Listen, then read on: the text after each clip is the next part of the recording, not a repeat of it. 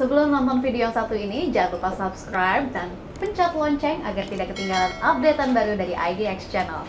Pak Ajib, tadi kita sempat bahas mengenai yang tentu saja menjadi concern dan juga perhatian dari pemerintah bagaimana sebetulnya dengan keberadaan dari GoTo ini dapat memberikan kontribusi terhadap penerimaan negara dari sektor pajak. Bisa dimaksimalkankah Pak Ajib?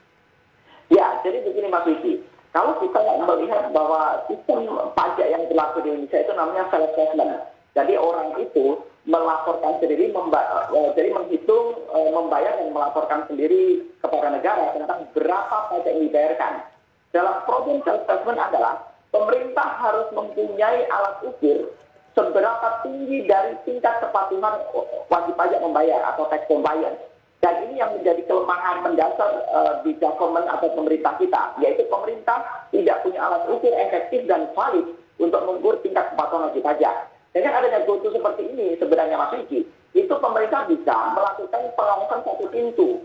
Jadi semua ekosistem bisnis yang ada di dalam GoTo itu kalau pemerintah membuat regulasi yang bersifat mandatori, kemudian bisnis yang terbangun di GoTo kemudian terkoneksi kepada database pemerintah, maka pemerintah kan mempunyai banyak data ini. Sebagai contoh, misalnya produsen, oh ini ada pengusaha mereka bisa jualan di sini, omsetnya misalnya 10 miliar per tahun misalnya. Ini bisa menjadi benchmarking, oh pengusaha ini berapa pajak yang harus dibayarkan ke negara. Kemudian sisi lain, orang belanja misalnya, Mas Wiki. Orang belanja kebutuhan sehari-hari, orang belanja kebutuhan rumah tangganya misalnya. Kemudian terakumulasi setiap tahun belanja mereka misalnya 15 juta rupiah misalnya.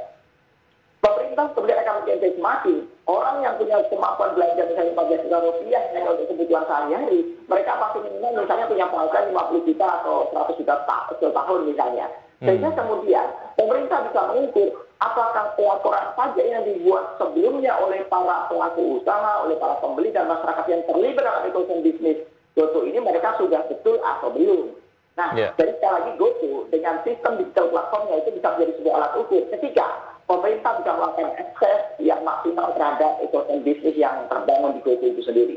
Tapi akankah GoTo bersedia untuk mendisclose itu semua menurut Anda, Pak Ajib?